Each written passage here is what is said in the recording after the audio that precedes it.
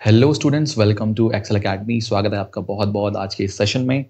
और बेटा आज से हम शुरू करने वाले हैं अपने फिजिक्स की जर्नी, है ना। और आज से हम शुरू करेंगे अपने फिजिक्स का chapter number 1 which is units and measurement. और ये है इसका लेक्चर नंबर 1। ये वीडियो उन सभी बच्चों के लिए है जो नीट या फिर जेई की तैयारी कर रहे हैं ना, और 2024 या फिर 2025, है ना, दो में से किसी भी आप ईयर में देने वाले हो। ये वीडियो उन सभी के लिए है। ऑल्सो ये वीडियो क्लास 11 बोर्ड के बच्चों के लिए भी है, ठीक है। So my name is Rohit Singh. चलिए शुरू करते हैं। तो सबसे पहले बेटा आज हम पढ़ेंगे डायमेंशनल एनालिसिस के बारे में, है ना। इस चैप्टर के कुछ बेसिक्स के बारे में जान लेते हैं ना, कुछ इंपॉर्टेंट पॉइंट्स के बारे में जान लेते हैं। इसमें 3 जो है मेन टॉपिक्स है जहां से क्वेश्चन आते हैं। पहला है डायमेंशनल एनालिसिस, दूसरा है एरर और तीसरा है इंस्ट्रूमेंट। इंस्ट्रूमेंट में बेसिकली हमारे पास में 2 इंस्ट्रूमेंट के बारे में हमको पढ़ना है। पहला है वर्नियर कैलिपर्स और दूसरा है स्क्रू गेज, है ना। इस चैप्टर से बेटा ऐसा है कि 2 से 3 क्वेश्चन आपके हर साल आते आते हैं, है ना। अगर 3 क्वेश्चन आ गए तो 12 नंबर पक्के, 2 क्वेश्चन आ गए तो 8 नंबर पक्के, है ना। बहुत ईजी चैप्टर और बहुत स्कोरिंग चैप्टर है ये, ठीक है। 3 क्वेश्चन तो बहुत कम आते हैं, 2 क्वेश्चन ज्यादातर जो है इस चैप्टर से आते आते हैं। तो अगर 2 क्वेश्चन आ गए तो आपके 8 नंबर पक्के, राइट। तो चलिए शुरू करते हैं, है ना। तो आज हम पढ़ेंगे डायमेंशनल एनालिसिस के बारे में। उसके पहले हम कुछ बेसिक चीजों के बारे में जान लेते हैं, है ना। जैसे कि फिजिकल क्वांटिटी क्या होती है, मेजरमेंट क्या होता है, यूनिट क्या होता है ना। इनके बारे में जानना हमारे को सबसे पहले जरूरी है। सो चलिए देखते हैं फिजिकल क्वांटिटी क्या होती है। वो सारी क्वांटिटीज जिनका इस्तेमाल करके हम कि फिजिक्स के जो लॉज हैं बेटा उनको डिफाइन कर सकते हैं, एक्सप्लेन कर सकते हैं, डिस्क्राइब कर सकते हैं। उन क्वांटिटीज को हम कहते हैं फिजिकल क्वांटिटीज, है ना। क्या होती है फिजिकल क्वांटिटीज? ऐसी क्वांटिटीज जिनका इस्तेमाल करके हम फिजिक्स के लॉज को डिफाइन कर सकते हैं, उनको एक्सप्लेन कर सकते हैं, तो उनको हम कहते हैं physical quantities. For example length, mass, time, torque, है ना, फोर्स, एक्सेलरेशन, मोमेंटम, ठीक है। तो बहुत सारी फिजिकल क्वांटिटीज है ना। धीरे धीरे करके हम इन सभी फिजिकल क्वांटिटीज के बारे में जानेंगे। अब देखते हैं बेटा मेजरमेंट क्या होता है ना। What is measurement? तो मेजरमेंट का बेसिकली मतलब क्या समझते हो? नापना, है ना। दैनिक बोलचाल की भाषा में हम यही कहते हैं कि नापना, ठीक है। तो कोई चीज कितनी बड़ी है, कितनी छोटी है, कितनी लंबी है, कितनी चौड़ी है, कितनी गहरी है, कितनी हाइट में है ना, या कितनी भारी है, कितनी हल्की है। तो ये जो प्रोसेस होता है ना, मेजर करने का, नापने का, दैट इज कॉल्ड मेजरमेंट, ठीक है। तो फिजिक्स की भाषा में, है ना, फिजिक्स की भाषा में मेजरमेंट क्या होता है चलिए देखते हैं, है ना। What is measurement? तो measurement is a process of determining how large और small a physical quantity is. तो कोई फिजिकल क्वांटिटी कितनी बड़ी है या कितनी छोटी है, इसको पता लगाने का जो प्रोसेस है दैट इज कॉल्ड मेजरमेंट, है ना। अब कैसे पता लगाते हैं? कंपेयर करके, ठीक है, कंपेयर करके। तो कोई फिजिकल क्वांटिटी को हम जिस चीज से कंपेयर करते हैं that is called the basic reference standard, है ना। तो कोई फिजिकल क्वांटिटी इस बेसिक रेफरेंस स्टैंडर्ड से कितनी बड़ी या कितनी छोटी है, ये जो प्रोसेस होता है बेटा इसको कहते हैं हम मेजरमेंट, ठीक है। और इसी बेसिक रेफरेंस स्टैंडर्ड को हम कहते हैं यूनिट, ठीक है। क्या कहते हैं हम? यूनिट कहते हैं उस पर्टिकुलर फिजिकल क्वांटिटी का। हर क्वांटिटी का जो यूनिट है वो अलग अलग होता है। जैसे कि मास का केजी हो सकता है, ग्राम हो सकता है, पाउंड हो सकता है ना, और भी बहुत सारे यूनिट हो सकते हैं, ठीक है। अब जो यूनिट होता है बेटा उसको हम आर्बिट्ररी चूज तो कर सकते हैं, लेकिन उसके लिए 2 क्राइटेरिया है ना। पहला, वो इंटरनेशनली एक्सेप्टेड होना चाहिए, है ना, पूरे वर्ल्ड में एक्सेप्टेड होना चाहिए। और दूसरा, उसकी जो वैल्यू है वो प्लेस टू प्लेस वैरी नहीं करनी चाहिए, है ना, ठीक है। यूनिट की जो वैल्यू है वो प्लेस टू प्लेस वैरी नहीं करनी चाहिए, इंटरनेशनली एक्सेप्टेड होना चाहिए और प्लेस टू प्लेस वैरी नहीं करना चाहिए। तो उसको हम चूज करते हैं एज अ यूनिट, है ना। क्योंकि अगर ऐसा नहीं करेंगे तो पता चला इंडिया में 1 मीटर की वैल्यू कुछ और है, वहीं ऑस्ट्रेलिया की कुछ और हो गई, ठीक है। ऐसा नहीं होना चाहिए। जो वैल्यू 1 मीटर की इंडिया में है वही ऑस्ट्रेलिया में होनी चाहिए, वही इंग्लैंड में होनी चाहिए, वही अमेरिका में होनी चाहिए, वही सभी जगह पे होनी चाहिए। तो ऐसा हम यूनिट चूज करते हैं, ठीक है। चलो आगे देखते हैं। जो कोई भी फिजिकल क्वांटिटी होती है बेटा, है ना, उसमें 2 चीजें होती हैं, है ना। किसी भी फिजिकल क्वांटिटी में 2 चीजें होती हैं। पहला होता है मैग्नीट्यूड, ठीक है। पहला क्या होता है? मैग्नीट्यूड। और दूसरा होता है यूनिट। ये 2 चीजें हर फिजिकल क्वांटिटी में होती ही होती हैं, है ना। फॉर एग्जाम्पल जैसे कि आप अगर किसी राशन की दुकान में गए, आपको चावल खरीदना है ना, राइस खरीदना है, तो आप क्या बोलोगे दुकानदार को कि आपको 5 केजी राइस चाहिए या 25 केजी राइस चाहिए या 50 केजी राइस चाहिए, है ना। तो देखो इसमें दो चीजें हम कह रहे हैं, क्या, एक है 5 और दूसरा है केजी। ठीक है, 5 और केजी। तो व्हाट इज 5? 5 इज मैग्नीट्यूड, है ना, या न्यूमेरिकल वैल्यू। ठीक है, और दूसरा क्या बोल रहे हैं हम, केजी। तो what is KG? KG is the unit. ठीक है, क्या है KG? KG is the unit. तो किसी भी फिजिकल क्वांटिटी में दो चीजें होती है, न्यूमेरिकल वैल्यू या फिर उसका मैग्नीट्यूड, और दूसरी उसका यूनिट। ठीक है, क्लियर है। अब देखो ये जो हमने अमाउंट बोला 5 केजी, है ना, इसको हम ऐसा भी तो बोल सकते थे कि हमको 5 केजी नहीं, हमको 5000 ग्राम, है ना। 5 केजी की जगह पे हमने बोला क्या, 5000 ग्राम राइस चाहिए, लेकिन दोनों का मतलब तो सेम है, राइट, क्योंकि 1 केजी में कितने ग्राम्स होते हैं, 1000 ग्राम, तो 5 केजी में 5000 ग्राम, राइट, क्लियर है। तो दोनों का मतलब सेम है। ठीक है, फर्क क्या है यहाँ पे, यूनिट का फर्क है ना। तो यूनिट का अगर फर्क आया, यानी कि यूनिट अगर दूसरा हो गया, ठीक है, तो न्यूमेरिकल वैल्यू भी बदल जाती है। क्लियर है, यूनिट अगर बदल गया तो न्यूमेरिकल वैल्यू भी बदल जाती है। क्लियर है, समझ में आया। सो देखो अगर हम ये जो 5 है इसको n1 मान ले, और जो केजी है इसको u1 मान ले, और 5000 को अगर हम n2 मान ले, और जो ग्राम है इसको हम u2 मान ले, तो क्या n1 u1 बराबर n2 u2 हो जाएगा? क्या n1 u1 बराबर n2 u2 हो जाएगा, है ना। सो ये जो है एक यूनिट को दूसरे यूनिट में कन्वर्ट करने के लिए बेटा फॉर्मूला हो गया। तो अगर n1 u1 बराबर n2 u2 है, तो हम लिख सकते हैं कि n और u का जो प्रोडक्ट है ये कांस्टेंट होता है। ठीक है, ये कांस्टेंट होता है क्योंकि n1 u1 की जो वैल्यू है, यानी कि 5 kg की जो वैल्यू है वो 5000 ग्राम यानी कि n2 u2 के बराबर है। ठीक है, n1 u1 बराबर n2 u2, यानी कि अगर दोनों बराबर है दैट मीन्स n और u का जो प्रोडक्ट है वो कांस्टेंट है। ठीक है, क्लियर है, समझ में आया। अच्छा, यूनिट के बारे में थोड़ा सा और देखते हैं, है ना। जैसे कि हमने कहा क्या, 5 kg, ठीक है, आपको क्या चाहिए, 5 kg राइस चाहिए। ठीक है, तो 5 kg राइस जो है ना बेटा, हम उसको 1 kg से कंपेयर करते हैं। ठीक है, 1 kg से कंपेयर करते हैं, तो ये जो 5 kg राइस है वो 1 kg से 5 टाइम्स है। अगर हम कहीं 100 kg, तो 100 kg कितना है, 1 kg से 100 टाइम्स है। तो यहाँ पे जो 1 kg है दैट इज द यूनिट। अगर हम ग्राम का इस्तेमाल करें और हम बोल रहे हैं 5000 ग्राम्स, है ना, तो 5000 ग्राम जो है 1 ग्राम से 5000 टाइम्स है। ठीक है, 5000 ग्राम 1 ग्राम से 5000 टाइम्स है। तो देखो ये जो 5000 ग्राम है इसको हम किससे कंपेयर कर रहे हैं, 1 ग्राम से कंपेयर कर रहे हैं। तो 1 ग्राम इज द यूनिट। अगर 5 kg बोले, है ना, तो 1 kg is the unit. Clear है। तो इसी को हम कहते हैं क्या, बेसिक रेफरेंस स्टैंडर्ड या फिर यूनिट कहा जाता है। ठीक है, तो यहाँ पे हमने दो चीजें देख लिया, क्या, मेजरमेंट क्या होता है, फिजिकल क्वांटिटी होती है, और n और u का जो प्रोडक्ट है बेटा वो कांस्टेंट होता है ना। ये जो फॉर्मूला है n1 u1 equals to n2 u2, इसका इस्तेमाल हम एक यूनिट को दूसरे यूनिट में कन्वर्ट करने के लिए इस्तेमाल कर सकते हैं।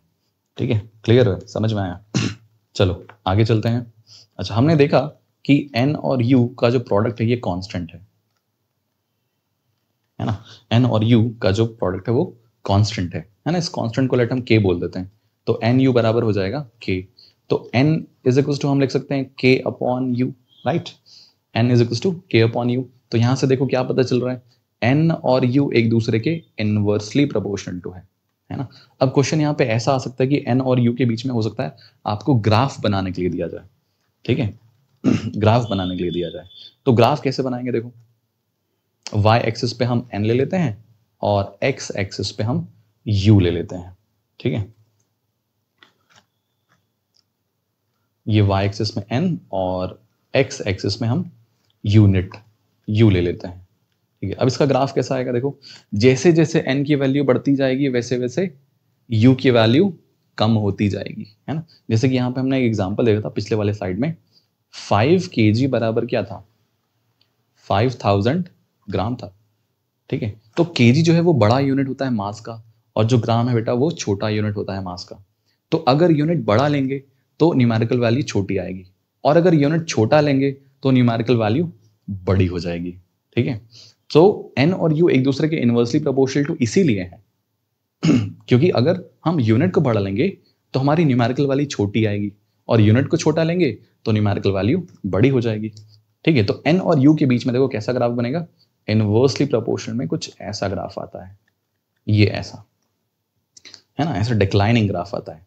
जैसे जैसे यूनिट को हम बड़ा करते जाएंगे वैसे वैसे हमारी जो एन है न्यूमेरिकल वैल्यू वो छोटी होती जाएगी। क्लियर है ना समझ में? बहुत आसान है ये, है ना। चलो आगे चलते हैं।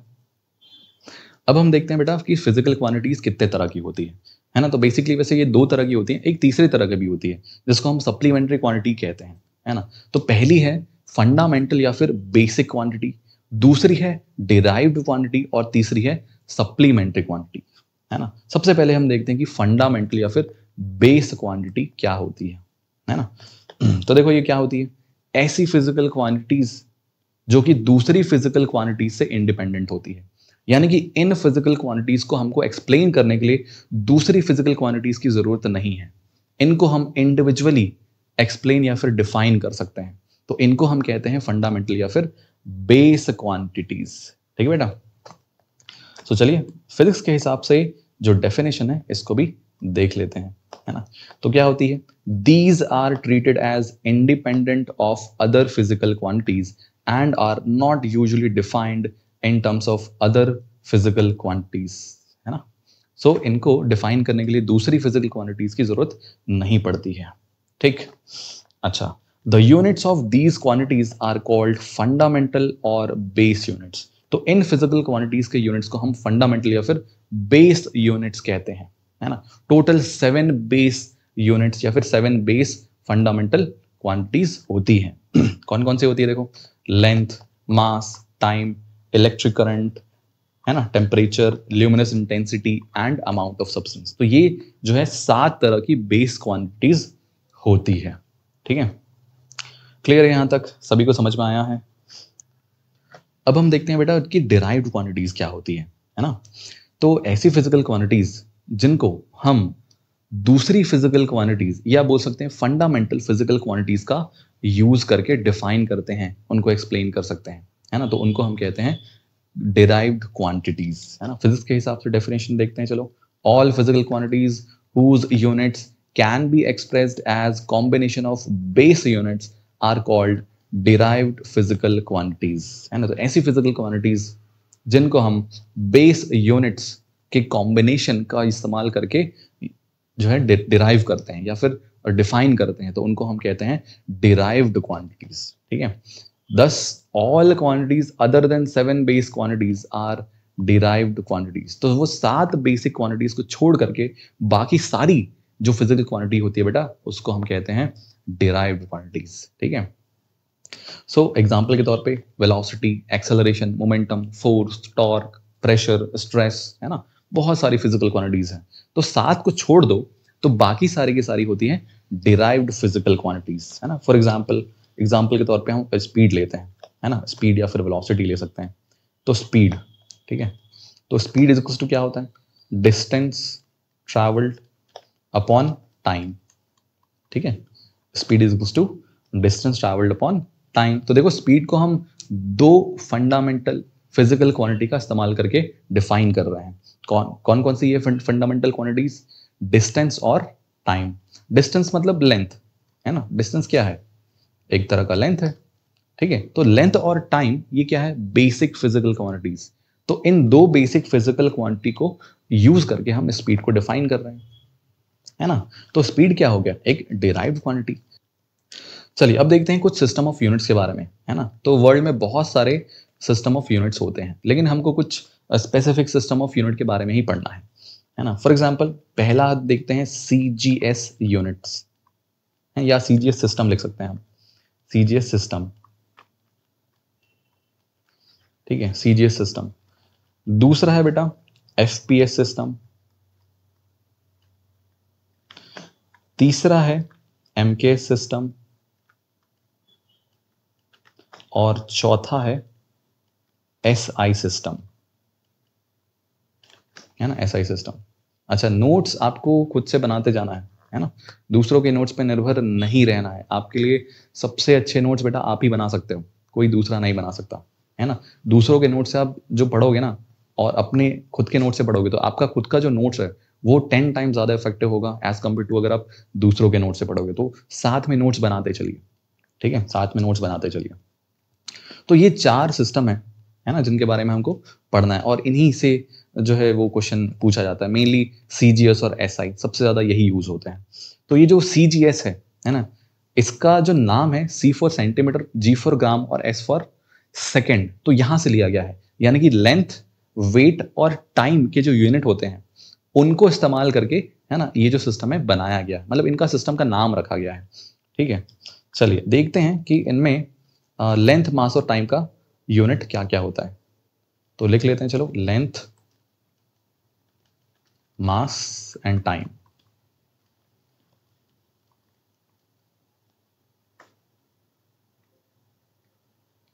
चलो, CGS यूनिट में जो लेंथ का यूनिट होता है बेटा वो होता है सेंटीमीटर, ठीक है, सेंटीमीटर। मास का यूनिट होता है ग्राम और टाइम का यूनिट होता है सेकेंड, ठीक है। FPS में लेंथ का यूनिट होता है बेटा फुट और मास का यूनिट होता है पाउंड और टाइम का यूनिट होता है सेकेंड, है ना। तो फुट, पाउंड, सेकेंड, FPS, इसी के अकॉर्डिंग नाम रखा गया है। तीसरा है MKS। तो MKS में लेंथ का होता है बेटा मीटर, है ना, लेंथ का यूनिट होता है मीटर। मास का यूनिट होता है kg और टाइम का यूनिट होता है सेकेंड। SI सिस्टम में लेंथ का मीटर, मास का kg और टाइम का सेकेंड, है ना। MKS और SI में ज्यादा अंतर नहीं है। SI को MKS के कुछ जो यूनिट्स है ना, उनको मॉडिफाई करके SI बनाया गया है, ठीक है।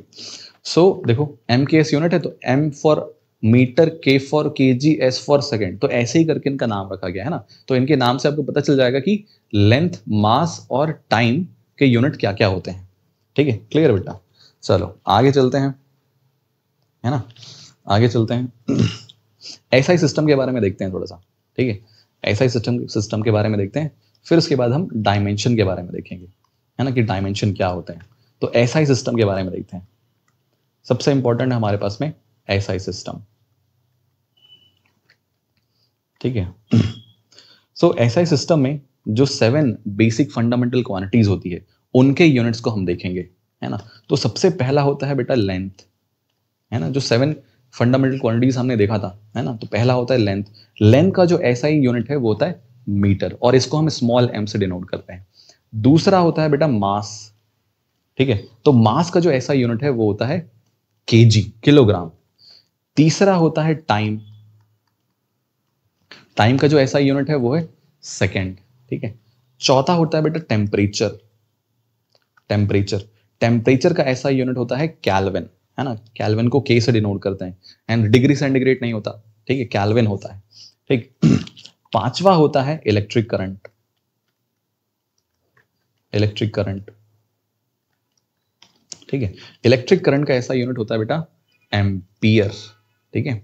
इलेक्ट्रिक करंट का एम्पियर, कैपिटल A से हम इसको डिनोट करते हैं। और छठवा होता है luminous intensity,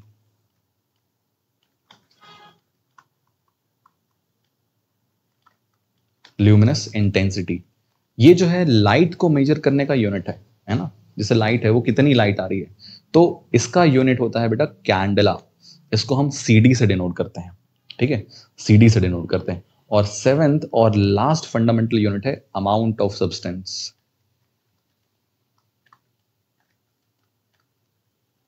amount of substance. तो अमाउंट ऑफ सब्सटेंस को हम मेजर करते हैं मोल में, है ना।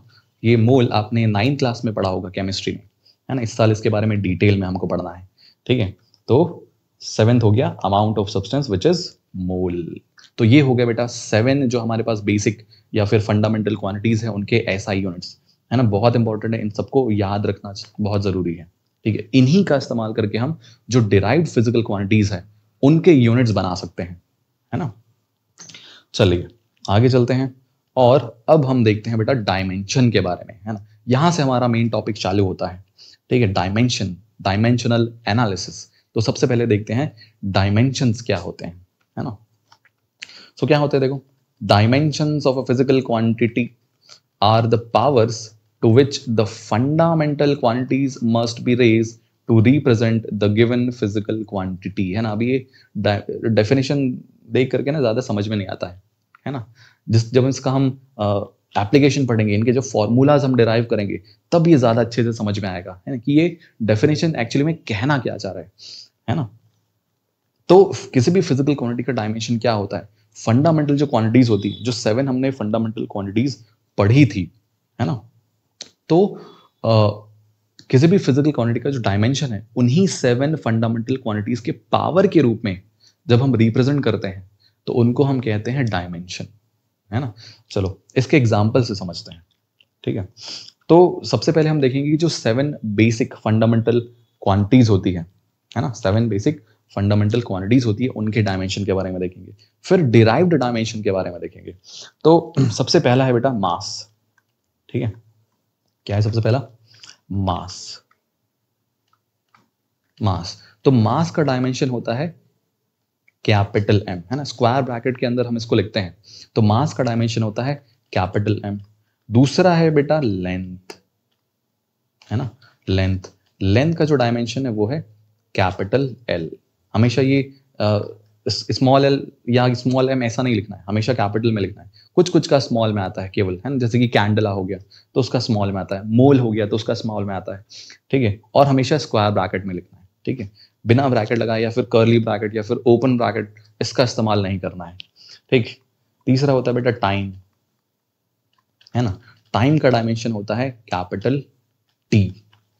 चौथा होता है टेम्परेचर, ठीक है, टेम्परेचर का डायमेंशन होता है कैपिटल के, है ना, ब्रैकेट के अंदर कैपिटल के। पांचवा होता है बेटा electric current, electric current. Electric current का डायमेंशन होता है कैपिटल ए, ठीक है, कैपिटल ए। सिक्स्थ है बेटा ल्यूमिनस इंटेंसिटी,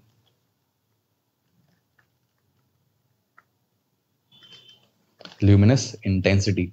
इसका डायमेंशन होता है स्मॉल सी स्मॉल डी, ठीक है, यहाँ पे स्मॉल लेटर है, ध्यान देना, स्मॉल सी स्मॉल डी। तो कैंडला, है ना, कैंडला जो है ना, वही एज अ डायमेंशन यहाँ पे यूज करते हैं। सेवेंथ है बेटा amount of substance, amount of substance. और अमाउंट ऑफ सब्सटेंस के लिए हम करते हैं इस्तेमाल मोल, ठीक है, MOL, ठीक है। यहां पर भी जो लेटर्स है स्मॉल लेटर में है, ठीक है। क्लियर है सभी को? ये जो 7 बेसिक फंडामेंटल क्वांटिटीज है, इनके डायमेंशन। अब जितने भी डिराइव्ड हैं, डिराइव्ड फिजिकल क्वांटिटीज, उन सभी के जो डायमेंशनल फॉर्मूला है, इन्हीं 7 फंडामेंटल क्वांटिटीज के टर्म्स में आएंगे, ठीक है। चलो तो आगे हम देखते हैं कि जो डिराइव्ड फिजिकल क्वांटिटीज होती है ना, उनके डायमेंशनल फॉर्मूला क्या क्या होते हैं। सो बच्चों, जितने भी डिराइव्ड फिजिकल क्वांटिटीज है, उनको हमने 4 पार्ट में डिवाइड किया हुआ है।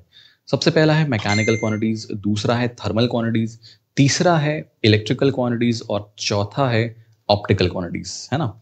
सो इस वीडियो में हम मैकेनिकल क्वांटिटीज को कवर करेंगे और इनके डायमेंशनल फॉर्मूलाज डिराइव करेंगे, है ना।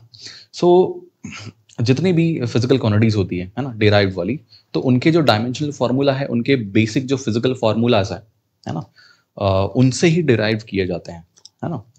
फॉर एग्जांपल जैसे कि एक एक करके हम सारे डिराइव्ड फिजिकल क्वांटिटीज के डायमेंशनल फॉर्मूला के बारे में देखेंगे। तो सबसे पहला है बेटा एरिया, एरिया, है ना। एरिया का डायमेंशनल फॉर्मूला क्या होगा? तो एरिया का जो फिजिकल फॉर्मूला होता है वो क्या होता है? Length into breadth, right, length into breadth, ठीक। तो लेंथ का डायमेंशन क्या होगा? L, और ब्रेड्थ का डायमेंशन क्या होगा? वो भी L, क्योंकि ब्रेड्थ भी तो एक तरह का लेंथ ही है, राइट। सो जितने भी तरह के लेंथ हो सकते हैं, है ना, length, breadth, height, depth, distance, displacement, arc length, सब कुछ का जो डायमेंशन है वो L ही होता है, ठीक है। तो L इंटू L देखो क्या हो जाएगा? L टू द पावर 2, है ना। तो ये हो गया एरिया का dimensional formula, which is L to the power 2। अगर हम MLT के फॉर्म में इसको रिप्रेजेंट करना चाहें तो M और T तो है नहीं, है ना, तो M का पावर 0, L का पावर 2 एंड T का पावर 0 लगा देंगे।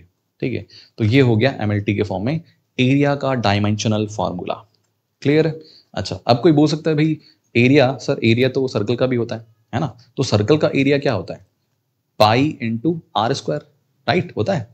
सो अच्छा, जितने भी न्यूमेरिकल जो वैल्यूज हैं या जो मैग्नीट्यूड है उनको हम डायमेंशनली नल मानते हैं, है ना? मतलब उनको हम डायमेंशनल फॉर्मूला निकालते समय हटा देते हैं। ठीक है, सो पाई को हम हटा देंगे क्योंकि पाई की वैल्यू क्या होती है 22/7 which is a numerical value, है ना? तो उसको हटा देंगे, बचा क्या आर स्क्वायर। आर क्या है? रेडियस, है ना? रेडियस हो चाहे डायमीटर हो, है ना, चाहे सेगमेंट हो, है ना, कोई भी हो, तो उन सब का डायमेंशन एल होता है। यहाँ पे क्या है? रेडियस का स्क्वायर, तो रेडियस का डायमेंशन एल होगा और स्क्वायर है तो स्क्वायर कर दो। तो देखो यहां पर भी डायमेंशनल फॉर्मूला क्या आया एरिया का? L square, right? L square, है ना? तो किसी भी चीज का जो एरिया है उसका डायमेंशनल फॉर्मूला एल स्क्वायर ही आएगा, या L2 हम बोल सकते हैं ना, ही आएगा। चलो नेक्स्ट, नेक्स्ट देखते हैं बेटा हम वॉल्यूम, है ना? नंबर 2 इज वॉल्यूम, है ना? तो वॉल्यूम का फॉर्मूला क्या होता है? Length into breadth into height, right? Length into breadth into height. ठीक, तो लेंथ का डायमेंशन L, ब्रेड्थ का डायमेंशन वो भी L, हाइट का डायमेंशन वो भी L। ठीक है, सो इसका डायमेंशनल फॉर्मूला क्या हो जाएगा? L into L into L which is L to the power 3 या L क्यूब। ठीक है, सो वॉल्यूम का डायमेंशनल फॉर्मूला हो गया L क्यूब। ठीक, नंबर 3, नंबर 3 इज बेटा डेंसिटी। डेंसिटी, है ना? डेंसिटी का जो फॉर्मूला होता है वो होता है मास अपॉन वॉल्यूम। ठीक है, मास अपॉन वॉल्यूम। तो मास का डायमेंशन क्या होता है? कैपिटल M, और वॉल्यूम का अभी हमने निकाला L टू द पावर 3। ठीक है, तो देखो अगर L टू द पावर 3 को अगर हम ऊपर भेज देंगे तो क्या हो जाएगा?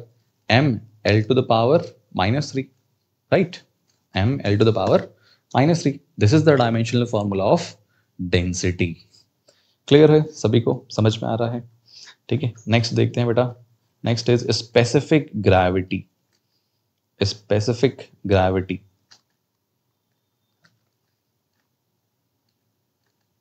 ठीक है, स्पेसिफिक ग्रेविटी। तो स्पेसिफिक ग्रेविटी का फॉर्मूला होता है बेटा डेंसिटी, डेंसिटी ऑफ बॉडी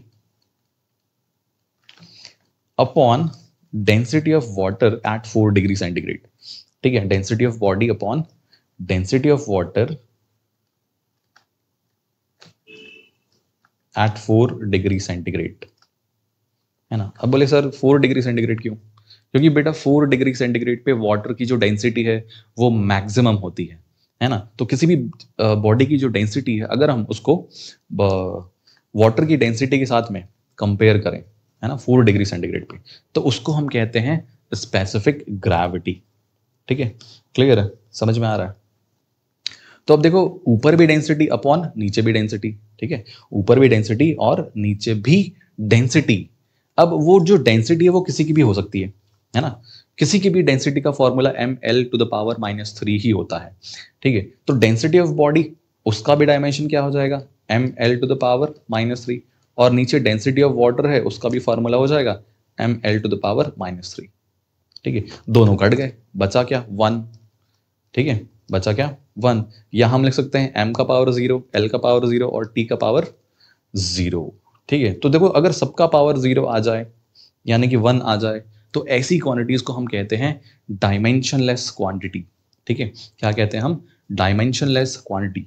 ऐसी क्वांटिटीज का कोई भी डायमेंशन नहीं होता है।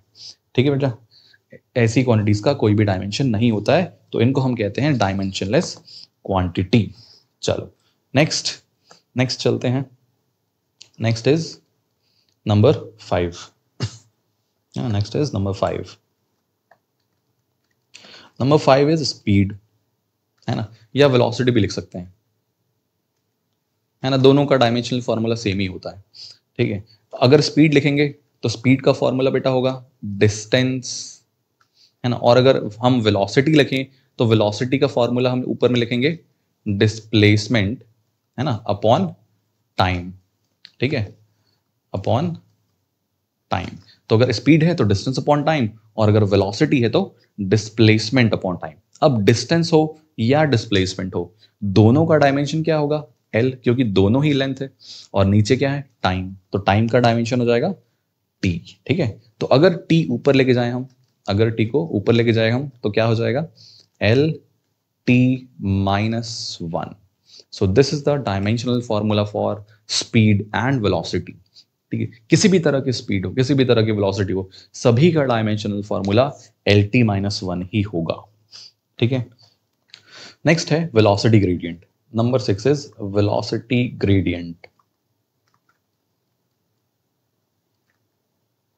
ठीक है, तो वेलोसिटी ग्रेडियंट का बेटा फॉर्मूला होता है change in velocity upon distance. ठीक है, change in velocity upon distance.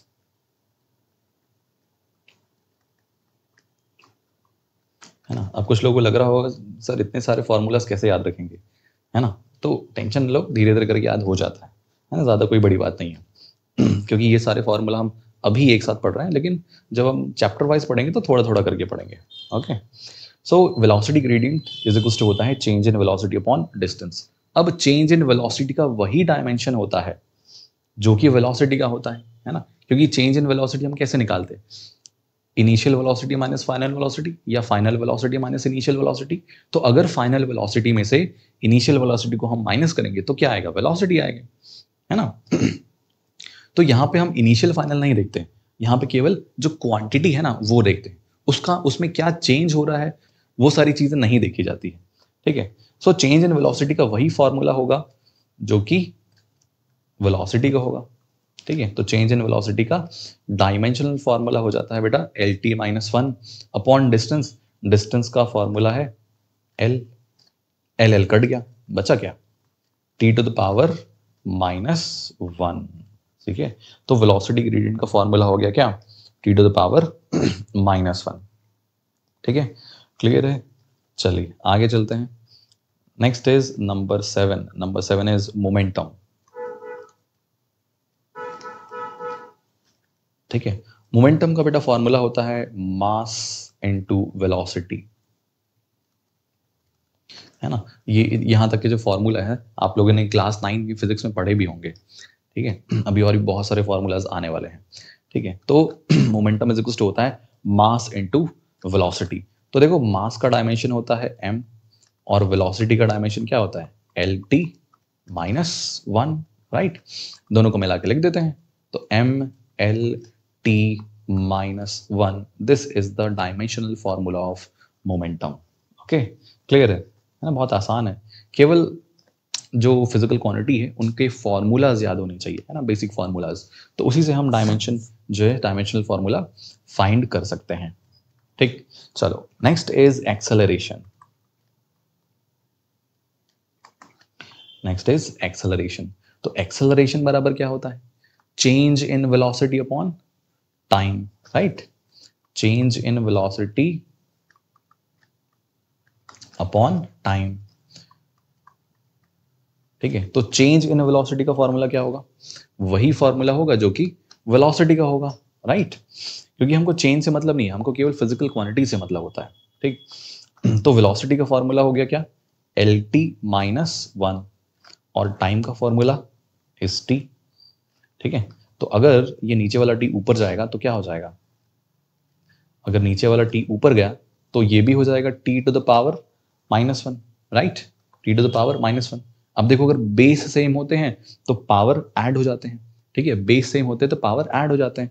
तो L T to the power minus one, फिर इनटू में क्या है? इनटू में है T to the power minus one. तो यहां पे क्या हो जाएगा? L T to the power minus two, है ना? Minus one plus minus one क्या होगा? Minus two, right? So acceleration का फॉर्मूला हो गया एल टी माइनस टू, है ना? या m अगर लगाना चाहें तो m zero L T minus two, ये हो गया एक्सेलरेशन का फॉर्मूला। चलिए आगे चलते हैं। Next is number 9। Number 9 is force, है ना? फोर्स का फॉर्मूला आप लोगों ने पढ़ा होगा, मास इनटू एक्सेलरेशन, है ना? Mass into acceleration. तो मास का जो डायमेंशन है वो होता है कैपिटल M, और एक्सेलरेशन का अभी अभी हमने निकाला which is L T minus two. ठीक है, एल टी माइनस टू, दोनों को मिला के लिख दो M L T minus two. ये हो गया फोर्स का डायमेंशन। ठीक है, अब किसी भी तरह का फोर्स हो उसका डायमेंशनल फॉर्मूला यही होगा। जैसे कि टेंशन है, खिंचाव वाला फोर्स, अगर हम किसी चीज को खींच रहे हैं या दबा रहे हैं, है ना, किसी भी तरह का जो फोर्स होगा उन सभी का डायमेंशनल फॉर्मूला यही होगा, है ना। वेट का डायमेंशनल फॉर्मूला यही होगा। ठीक है, नॉर्मल रिएक्शन का, है ना, नॉर्मल रिएक्शन समझते हो क्या होता है, न्यूटन्स थर्ड लॉ आपने पढ़ा होगा, every action has an equal and opposite reaction. तो वही वाला जो रिएक्शन है ना, दैट रिएक्शन फोर्स, ठीक है, उसका भी डायमेंशनल फॉर्मूला यही होगा M L T minus two. तो किसी भी तरह का फोर्स हो उसका dimensional formula M L T minus two ही होगा। वैसे ही अगर एक्सेलरेशन ड्यू टू ग्रेविटी की बात करें तो उसका भी फॉर्मूला वही होगा जो कि एक्सेलरेशन का होगा, which is L T minus to. Clear, समझ में आया? चलिए आगे चलते हैं। नेक्स्ट इज हमारा coefficient of friction. Coefficient of friction, इसको हम डिनोट करते हैं म्यू से। ठीक है, म्यू से, यू है और, है ना, म्यू कैसे बनाते हैं, ऐसा यू लिखते हैं और दूसरे साइड पे भी ऐसा नीचे लकीर खींच देते हैं, तो म्यू। ठीक है, सो कोफिशिएंट ऑफ फ्रिक्शन, इसका फॉर्मूला होता है बेटा force of friction upon normal reaction. Force of friction upon normal reaction.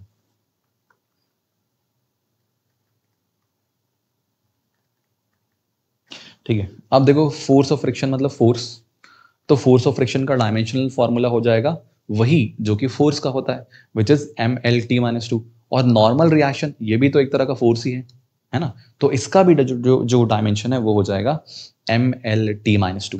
तो दोनों के जो डायमेंशन है बेटा क्या हो जाएंगे, कट जाएंगे, है ना, नल हो जाएंगे। तो M L T minus two ऊपर भी होगा और M L T minus two नीचे भी होगा। तो ये दोनों कट के हो गए क्या, वन वन, यानी कि M zero L zero T zero. तो ये क्वांटिटी कैसी हो गई, डायमेंशनलेस। ठीक है, ठीक है, डायमेंशनलेस। तो coefficient of friction is a dimensionless quantity. Clear, समझ में आ रहा है सबको? चलिए आगे चलते हैं। 11 इज वर्क। ठीक है, वर्क, W से डिनोट करते हैं वर्क को। ठीक है, वर्क का फॉर्मूला क्या होता है बेटा, वर्क का फॉर्मूला फोर्स इनटू डिस्प्लेसमेंट। ठीक है, क्या होता है, फोर्स इनटू डिस्प्लेसमेंट। ठीक है, फोर्स इनटू डिस्प्लेसमेंट। फोर्स का डायमेंशनल फॉर्मूला होता है M L T minus two, है ना, अभी थोड़ी देर पहले ही हमने कैलकुलेट किया। इनटू डिस्प्लेसमेंट का होता है एल। ठीक है, तो देखो एल और एल मल्टीप्लाई हो जाएंगे। ठीक है, एल और एल मल्टीप्लाई हो जाएंगे तो क्या हो जाएगा formula, M L two T minus two, या M L square T to the power minus two, ऐसा भी कह सकते हैं।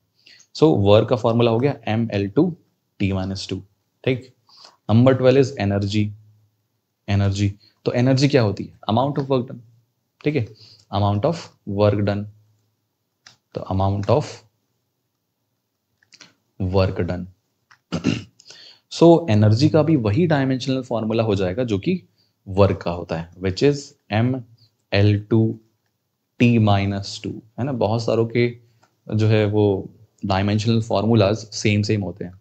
लास्ट में जब हम पूरा डिराइव कर लेंगे तब मैं आपको एक साथ बताऊंगी कि कौन कौन से जो फिजिकल फॉर्मूलाज है उनके डायमेंशनल फॉर्मूलाज सेम होते हैं ना, उनका एक टेबल बना लेंगे हम, तो आपको याद करने में बहुत आसानी हो जाएगी। क्लियर, अब देखो बेटा जितनी भी तरह की एनर्जी होती है ना, जितनी भी तरह की एनर्जी होती है, चाहे वो काइनेटिक एनर्जी हो, चाहे वो पोटेंशियल एनर्जी हो, चाहे वो रोटेशनल एनर्जी हो, चाहे वो किसी भी तरह की एनर्जी हो, सभी का डायमेंशनल फॉर्मूला यही होगा, which is M L two T minus two. Okay, clear है?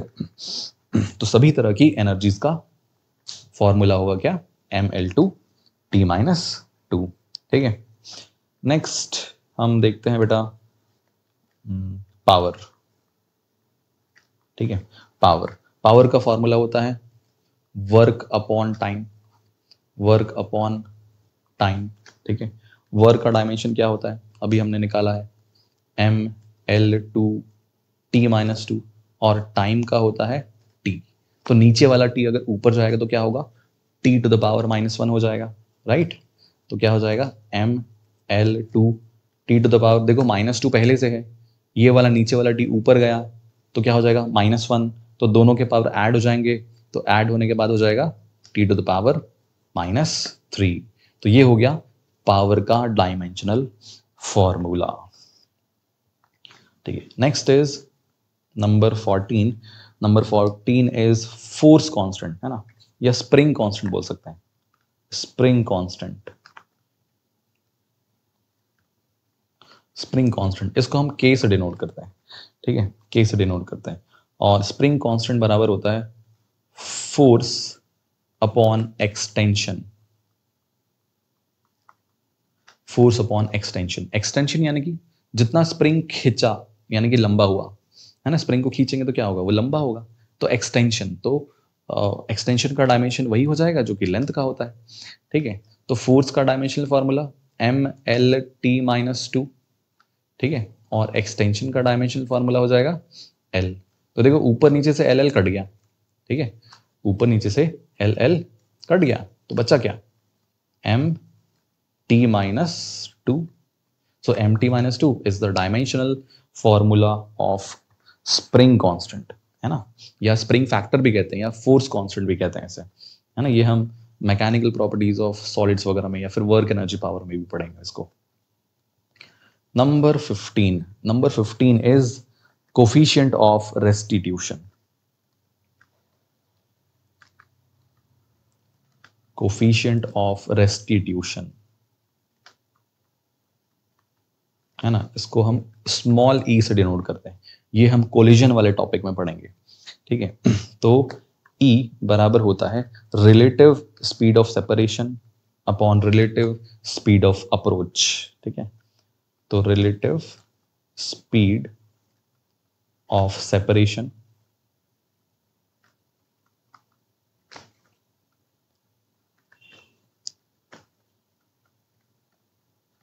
Upon relative speed of approach, ठीक। अब देखो बेटा, ऊपर भी क्या है रिलेटिव स्पीड, नीचे भी क्या है रिलेटिव स्पीड। रिलेटिव भी छोड़ दो तो ऊपर भी स्पीड है, नीचे भी स्पीड है, ठीक है। अब सेपरेशन की स्पीड हो चाहे अप्रोच की स्पीड हो, दोनों का डायमेंशनल फॉर्मूला स्पीड का ही होगा, ठीक है, दोनों का डायमेंशनल फॉर्मूला स्पीड का ही होगा, ठीक है। तो ऊपर भी क्या होगा, स्पीड का dimensional formula which is LT-1, और नीचे भी क्या होगा, स्पीड का dimensional formula which is LT-1। दोनों के दोनों कट गए, ठीक है, तो कटने के बाद क्या आएगा, डायमेंशनलेस, ठीक है, जीरो नहीं 1 आएगा, है ना। तो m to the power 0, L to the power 0 and T to the power 0, जिसकी वैल्यू क्या होती है 1, ठीक है, क्लियर है। तो ये भी क्या है, एक डायमेंशनलेस क्वांटिटी है ना। चलो आगे देखते हैं। नंबर 16 इज इम्पल्स, है ना। इम्पल्स को हम J से डिनोट करते हैं, ठीक है, इम्पल्स को हम J से डिनोट करते हैं। और इम्पल्स इज इक्वल्स टू होता है बेटा फोर्स इनटू टाइम, है ना। इम्पल्स बराबर होता है फोर्स इनटू टाइम। अब फोर्स का हमने डायमेंशनल फॉर्मूला निकाला हुआ है विच इज mlt-2, ठीक है, और टाइम का डायमेंशनल फॉर्मूला होता है t, ठीक। तो ml, अब t के जो पावर है वो ऐड हो जाएंगे, है ना, तो -2 + 1, t में अगर कोई भी पावर नहीं है तो मतलब 1 तो है, ठीक है। तो t टू द पावर -2 + 1 कितना हो जाएगा, t to the power -1। So this is the dimensional formula for impulse, mlt-1। चलो नेक्स्ट देखते हैं विच इज ग्रेविटेशनल कांस्टेंट, है ना, यूनिवर्सल ग्रेविटेशनल कांस्टेंट,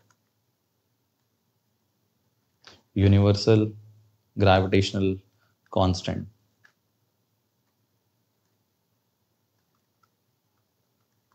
है ना। इसको हम कैपिटल G से डिनोट करते हैं। इसका भी फॉर्मूला शायद आप लोगों ने 9th क्लास में पढ़ा होगा, ठीक है। सो ग्रेविटेशनल जो फोर्स होता है ना, उसके फॉर्मूले से हम G की वैल्यू, है ना, G का डायमेंशनल फॉर्मूला कैलकुलेट करते हैं। तो ग्रेविटेशनल फोर्स का फॉर्मूला होता है बेटा F = G m1 m2 divide by R square, है ना। m1 m2 क्या है, कोई भी दो सब्सटेंस जिनका कुछ ना कुछ मास हो, ठीक है। एक का मास m1, दूसरे का मास m2, दोनों के बीच में जो डिस्टेंस है वो हो जाएगा r, ठीक है। दोनों के बीच का डिस्टेंस r, तो उनके बीच में कितना ग्रेविटेशनल फोर्स ऑफ अट्रैक्शन लगेगा, उसका फॉर्मूला होता है F is equals to G m1 m2 by R square, okay. G m1 m2 by R square, G is universal gravitational constant, F is force, m1 m2 is mass और R is distance। तो यहां से बेटा देखो G is equals to हम क्या लिख सकते हैं, F into R square divide by m1 into m2, right, clear. So अब यहां से देखो डायमेंशनल फॉर्मूलाज हम पुट करते हैं, तो F का डायमेंशनल फॉर्मूला mlt-2 हो जाएगा, ठीक है। R इज डिस्टेंस, डिस्टेंस का L होता है, R स्क्वायर है तो L टू द पावर 2 हो जाएगा, है ना, L स्क्वायर। नीचे M है, दोनों M है, तो दोनों जो है मास है तो दोनों का डायमेंशन M हो जाएगा, राइट, क्लियर है। अब देखो एक मास ऊपर नीचे का कट गया है, ठीक है, और एक मास नीचे बचा है, वो जाएगा ऊपर, तो M का पावर हो जाएगा -1, ठीक। अब ऊपर देखो L, एक है L और दूसरा है L स्क्वायर, दोनों को मल्टीप्लाई करेंगे तो L टू द पावर 3 और T to the power -2। So this is the dimensional formula for universal gravitational constant. ये बहुत इंपॉर्टेंट है, स्कूल के एग्जाम में तो अक्सर कर पूछते हैं, ठीक है, और कई बार नीट में, कई बार जेई में ये आया हुआ है डायरेक्ट फॉर्मूला, तो m-1 L3 T-2, ठीक है, क्लियर। यूनिवर्सल ग्रेविटेशनल कांस्टेंट का डायमेंशनल फॉर्मूला। नेक्स्ट बेटा number 18 is gravitational field strength.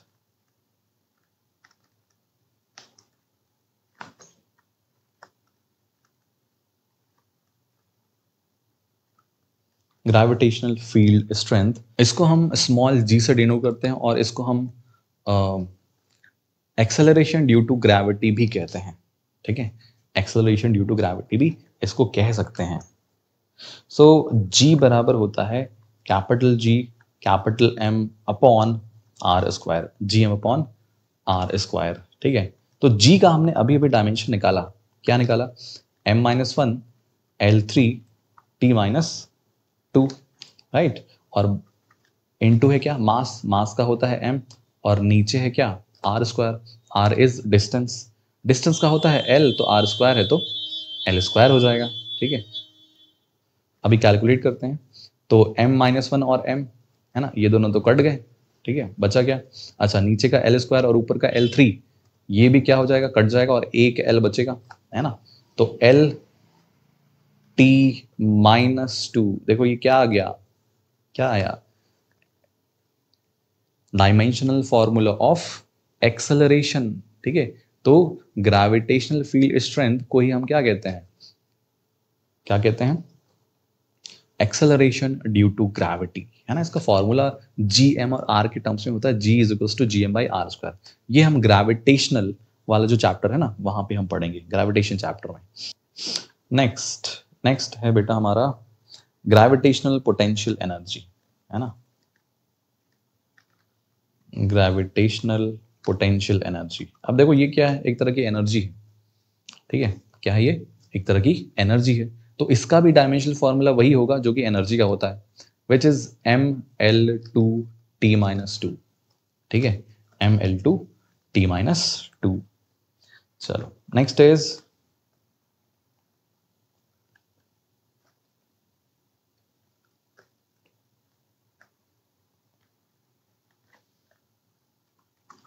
Escape velocity, escape velocity, है ना, और एक होता है ऑर्बिटल वेलोसिटी, ठीक है। इन दोनों का डायमेंशनल फॉर्मूला होता है वही जो कि वेलोसिटी का होता है, क्योंकि दोनों ही वेलोसिटी है, एक है एस्केप वेलोसिटी, दूसरी है ऑर्बिटल वेलोसिटी। ये क्या है, ये वेलोसिटी है, तो इनका वही डायमेंशन होगा जो कि वेलोसिटी का डायमेंशन होता है, विच इज L-T-1, ओके। चलो नेक्स्ट देखते हैं, नंबर 22 इज स्ट्रेस। स्ट्रेस का फॉर्मूला होता है फोर्स अपॉन एरिया,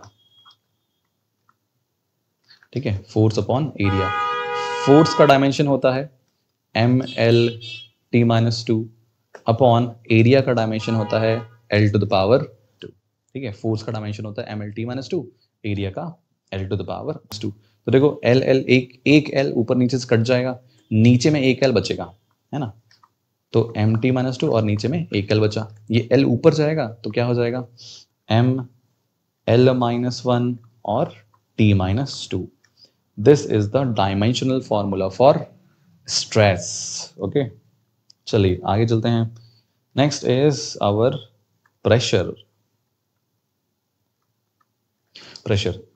प्रेशर का भी फॉर्मूला होता है बेटा फोर्स अपॉन एरिया, है ना। तो इसका भी वही डायमेंशन हो जाएगा जो कि स्ट्रेस का है, which is mL-1 T-2।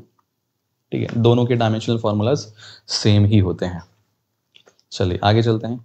Number 24 is strain. Strain, है ना। तो स्ट्रेन इज इक्वल्स टू होता है change in configuration upon original configuration. Configuration का मतलब लेंथ, ब्रेड्थ, वॉल्यूम, एरिया, है ना, कुछ भी हो सकता है। सो चेंज इन कॉन्फ़िगरेशन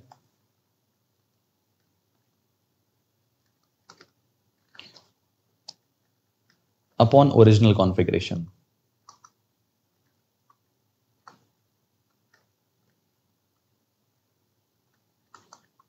ठीक है, तो देखो जो कॉन्फ़िगरेशन ऊपर है वही कॉन्फ़िगरेशन नीचे है, यानी कि ऊपर में जिस कॉन्फ़िगरेशन का चेंज हो रहा है, नीचे में वही उसी का ही ओरिजिनल हमने कॉन्फ़िगरेशन लिया है। यानी कि अगर ऊपर में चेंज इन लेंथ है तो नीचे ओरिजिनल लेंथ, ऊपर में अगर चेंज इन वॉल्यूम है तो नीचे में ओरिजिनल वॉल्यूम। तो ऊपर में जो क्वांटिटी है वही क्वांटिटी नीचे में भी है।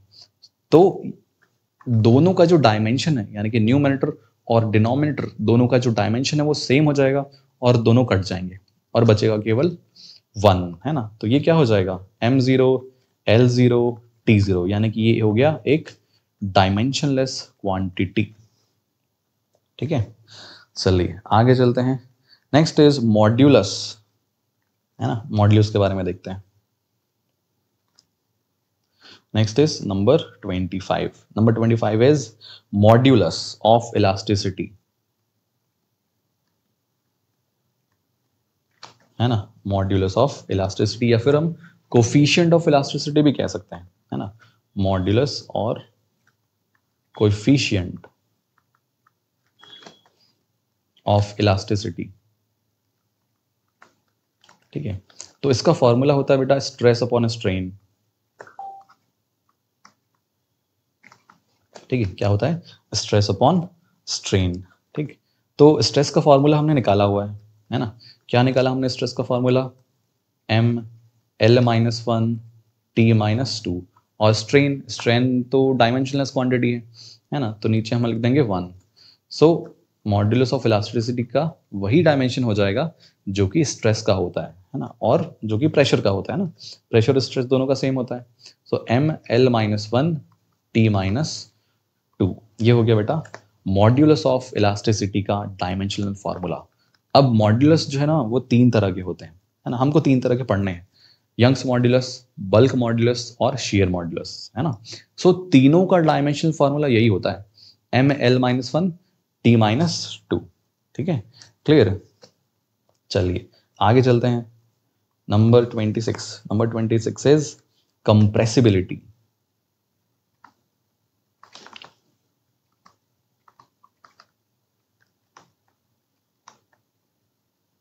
कंप्रेसिबिलिटी, तो कंप्रेसिबिलिटी इज इक्वल्स टू होता है 1 अपॉन बल्क मॉड्यूलस।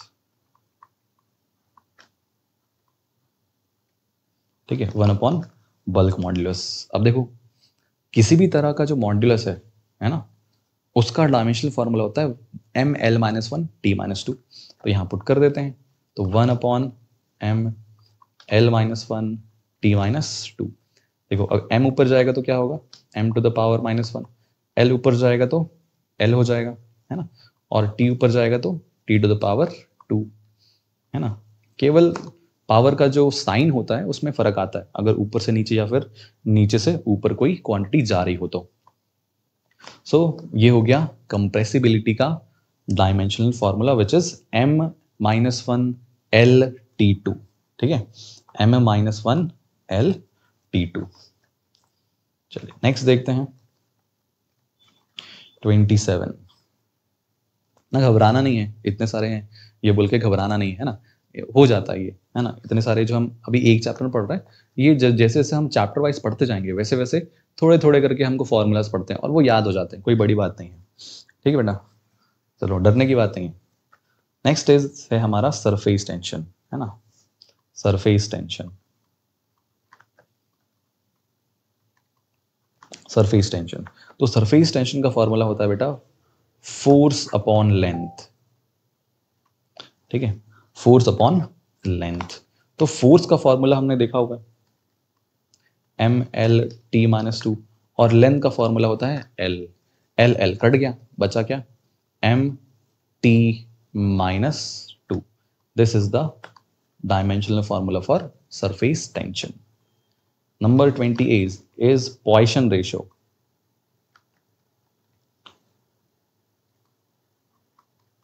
ठीक है, Poisson ratio, तो ये होता है lateral strain upon longitudinal strain. Lateral strain upon longitudinal strain.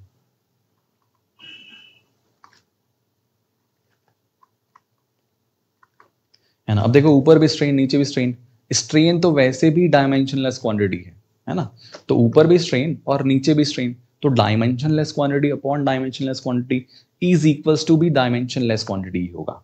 ठीक है, तो इसका भी फॉर्मूला क्या होगा, डायमेंशनलेस, यानी कि m0 L0 T0, है ना, और इज इक्वल्स टू हम लिख देते हैं 1। ठीक है, सो ये भी क्या है, एक डायमेंशनलेस क्वांटिटी हो गई। ठीक, चलो next is rate of flow, है ना, रेट ऑफ फ्लो। तो ये होता है वॉल्यूम अपॉन टाइम। ठीक है, रेट ऑफ फ्लो बराबर वॉल्यूम अपॉन टाइम। ठीक है, तो वॉल्यूम का डायमेंशन होता है बेटा L⁻³ और अपॉन टाइम का होता है T। ठीक है, तो L3T ऊपर जाएगा तो T-1। This is the dimension of rate of flow. Next is coefficient of viscosity। coefficient of viscosity, ठीक है, इसको हम ईटा से डिनोट करते हैं, है ना। n है उसको थोड़ा सा ऐसे नीचे की तरफ बढ़ा दो, एंड दैट इज ईटा। ठीक है, तो ईटा जो है देखो एक फॉर्मूला होता है फोर्स ऑफ विस्कोसिटी का, है ना। सो विस्कस फोर्स का फॉर्मूला होता है F is equals to minus eta into A into dV by dx, है ना। what is dV, है ना, what is dV, change in velocity, and what is dx, change in length या change in distance बोल सकते हैं हम। ठीक है, तो यहाँ से देखो माइनस को हटा दो, माइनस का कोई काम नहीं है यहाँ पे। ठीक है, ईटा बराबर क्या हो जाएगा F into dx अपॉन क्या हो जाएगा नीचे एरिया into dV। ठीक है, ये हो जाएगा F into dx upon area into dV, right, clear. So F का डायमेंशन देखो क्या होता है, F का डायमेंशन क्या होगा mL/T-2। ठीक है, और dx क्या है, dx है एक तरह का लेंथ या डिस्टेंस। ठीक है, तो dx का डायमेंशन हो जाएगा L। ठीक, चलो area, A for area, area का डायमेंशन हो जाएगा L⁻²। ठीक है, L⁻², और dV, what is dV, change in velocity, है ना, तो इसका वही डायमेंशन होगा जो कि वेलोसिटी का होता है विच इज L⁻⁻1। ठीक है, तो देखो क्या क्या कटेगा, है ना, ऊपर में एक L दूसरा L और ये L² से कट जाएगा, राइट। अच्छा, M बचेगा तो M चला जाएगा ऊपर। ठीक, एक L बचेगा वो भी चला जाएगा ऊपर, तो mL-1 और T⁻⁻² ऊपर है, T⁻⁻1 नीचे भी है ना, तो ये ऊपर जाएगा तो क्या होगा T⁻+1, तो -2 + 1 -1। तो ये हो गया बेटा हमारा कोफिशिएंट ऑफ विस्कोसिटी का dimensional formula which is mL-1 T-1। ठीक है, क्लियर है। फॉर्मूला बस आपको याद होनी चाहिए, फिर उसके बाद जितने भी फिजिकल क्वांटिटीज हैं, सभी के डायमेंशन आप निकाल सकते हो, कोई बड़ी बात नहीं है, और ये याद हो जाते हैं, प्रैक्टिस करते करते याद हो जाते हैं। ठीक है, चलिए आगे चलते हैं। नेक्स्ट इज नंबर 31, है ना, और ये है टॉर्क। टॉर्क जिसको हम मूवमेंट ऑफ फोर्स भी कहते हैं, मूवमेंट ऑफ फोर्स। ठीक है, मूवमेंट ऑफ फोर्स भी कहते हैं, इसको हम टाउ से डिनोट करते हैं, ये ऐसा कुछ इस तरीके से हम टाउ बनाते हैं। ठीक है, सो इसका फॉर्मूला होता है फोर्स इनटू परपेंडिकुलर डिस्टेंस, है ना। अब डिस्टेंस कैसा भी हो, परपेंडिकुलर हो, पैरेलल हो, है ना, किसी भी तरह का डिस्टेंस हो, उसका फॉर्मूला वही होगा जो कि डिस्टेंस का होता है या लेंथ का होता है। ठीक है, तो फोर्स का डायमेंशन होता है बेटा ml(t-2), है ना, बहुत बार निकाल इसका यूज कर चुके हैं हम। डिस्टेंस का होता है l, तो देखो l और l मल्टीप्लाई हो जाएंगे, क्या हो जाएगा ml(2t-2), है ना। टॉर भी एक तरह का फोर्स ही होता है, ठीक है, बस उससे रोटेशनल मोशन होता है। ठीक है, ठीक है, क्या फॉर्मूला है इसका ml(2t-2), ये किसका होता है फॉर्मूला, एनर्जी का, है ना, एनर्जी का या फिर वर्क का। ठीक है, चलिए आगे चलते हैं। नंबर 32, नंबर 32 इज एंगल, है ना, नंबर 32 इज एंगल। तो एंगल बराबर क्या होता है, एंगल बराबर होता है arc upon radius, right, arc upon radius. तो आर्क ये भी एक तरह का लेंथ है ना, और रेडियस, रेडियस भी एक तरह का लेंथ है। ठीक है, तो लेंथ अपॉन लेंथ, ऊपर भी l नीचे भी l, दोनों कट गए, बचा क्या 1, है ना, या हम इसको लिख सकते हैं m0 l0 t0। This is a dimensionless quantity. Okay, चलो नेक्स्ट इज बेटा 33 इज एंगुलर डिस्प्लेसमेंट।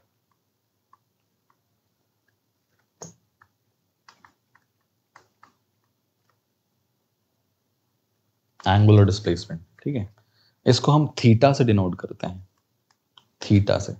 ठीक है, and what is theta, theta is angle. ठीक है, तो ये भी डायमेंशनलेस हो जाता है, m0 l0 t0। ठीक है, angular displacement is a dimensionless quantity. ठीक है, चलिए आगे चलते हैं। Next is angular frequency. Angular frequency, है ना, इसको हम ओमेगा से डिनोट करते हैं, डब्ल्यू की तरह दिखता है, थोड़ा सा ज्यादा घुमा करके बनाते हैं इसको, है ना, ओमेगा। तो एंगुलर फ्रीक्वेंसी बराबर होता है एंगल अपॉन टाइम। ठीक है, एंगल अपॉन टाइम। तो एंगल होता है डायमेंशनलेस यानी कि 1, और टाइम का होता है बेटा t। तो t अगर ऊपर चला जाएगा तो क्या होगा, t टू द पावर -1। तो ये हो गया एंगुलर फ्रीक्वेंसी का डायमेंशनल फॉर्मूला। ठीक है, next is our trigonometric ratio. Trigonometric ratio यानी कि sine theta, cos theta, tan theta, cosec theta, sec theta and cot theta, है ना। देखो कोई भी रेशियो लो, ऊपर भी लेंथ आएगा, नीचे भी लेंथ आएगा, दोनों कट के हो जाएंगे 1, and this is also a dimensionless quantity. तो इसका डायमेंशन हो जाएगा m0 l0 t0। ठीक है, कोई भी ट्रिग्नोमेट्रिक रेशियो का डायमेंशन होता है क्या, m0 l0 t0। Next is 39, radius of gyration. Radius of gyration, है ना, इसको हम कैपिटल K से डिनोट करते हैं। अब क्योंकि ये रेडियस है ना, और रेडियस एक तरह का डिस्टेंस होता है या लेंथ होता है, तो इसका भी डायमेंशन क्या हो जाएगा, वही जो कि लेंथ का डायमेंशन होता है, विच इज कैपिटल L हो जाएगा। ओके, चलो next is moment of inertia.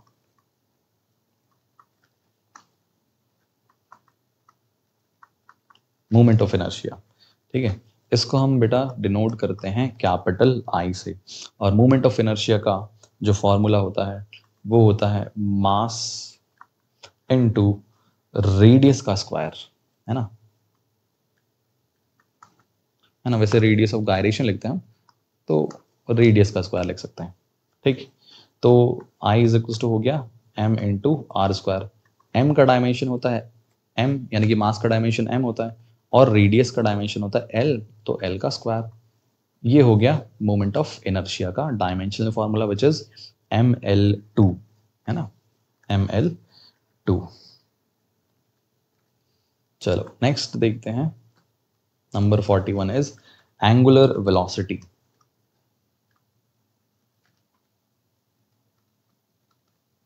Angular velocity इसको हम डिनोट करते हैं ओमेगा से, ठीक है, किससे डिनोट करते हैं, ओमेगा से। और एंगुलर वेलोसिटी बराबर होता है एंगुलर डिस्प्लेसमेंट अपॉन टाइम, है ना। तो angular displacement upon time, angular displacement मतलब angle which is theta upon time, ठीक है।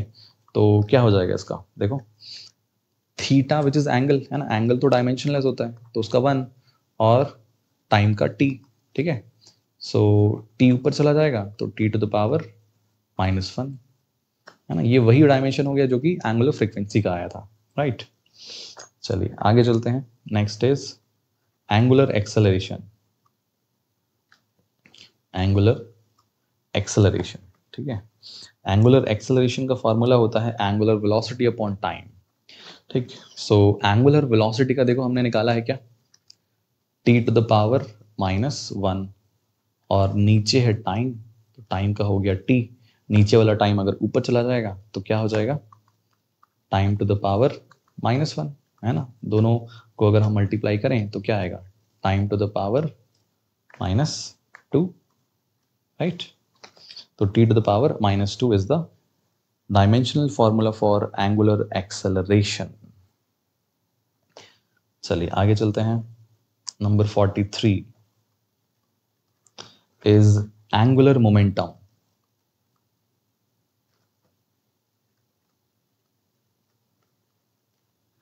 एंगुलर मोमेंटम इसको हम L से डिनोट करते हैं, है ना, कैपिटल L से डिनोट करते हैं, और ये होता है moment of inertia into angular velocity, है ना।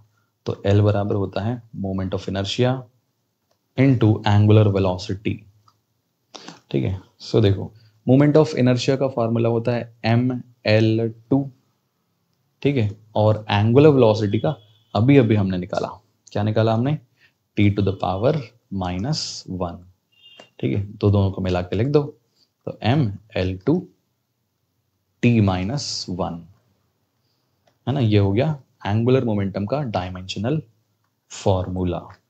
नेक्स्ट है बेटा रोटेशनल काइनेटिक एनर्जी, ठीक है, रोटेशनल काइनेटिक एनर्जी। अब देखो ये क्या है, एक तरह की एनर्जी है, राइट। ये क्या है, एक तरह की एनर्जी है, तो इसका भी वही डायमेंशन हो जाएगा जो कि होता है एनर्जी का, विच इज ml2 t-2, ठीक है, क्लियर। चलो आगे चलते हैं, नेक्स्ट है बेटा एंगुलर इम्पल्स, ठीक है। Next is angular impulse. तो ये बेटा होता है torque into time, torque into time, है ना।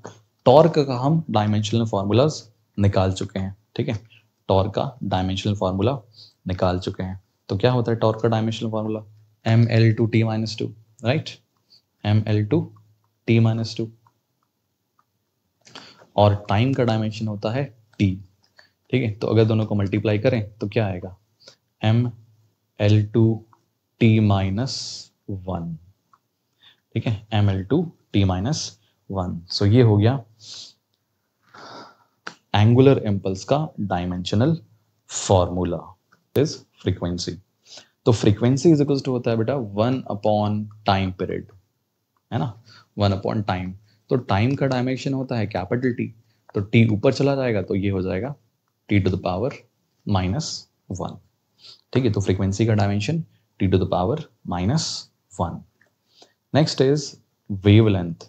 अब देखो वेवलेंथ का मतलब एक वेव की जो लेंथ होती है उसको हम कहते हैं वेवलेंथ, है ना।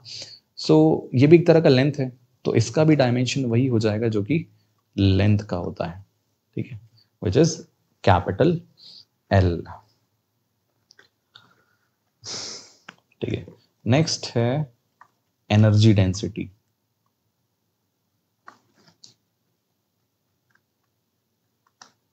है ना, एनर्जी डेंसिटी। तो एनर्जी डेंसिटी बराबर होता है एनर्जी पर यूनिट वॉल्यूम, है ना। तो एनर्जी पर यूनिट वॉल्यूम, ठीक। तो एनर्जी का फॉर्मूला होता है बेटा mL2T-2 और वॉल्यूम का फॉर्मूला होता है L⁻3, है ना। तो देखो L⁻2 और L⁻2 ऊपर नीचे से कट जाएगा, क्या बचेगा m, एक L जो नीचे बचा ऊपर जाएगा तो L⁻⁻1 और T⁻⁻2, ठीक है। तो mL-1 T-2। Next is intensity of wave.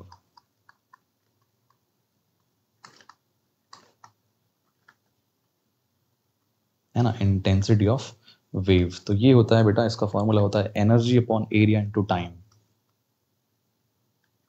Energy upon area into time, है ना। इन तीनों के डायमेंशंस हम जानते हैं, है ना। क्या होता है, देखो एनर्जी का होता है क्या mL2T-2, है ना। एरिया का क्या होता है L⁻2 और टाइम का होता है T, ठीक है।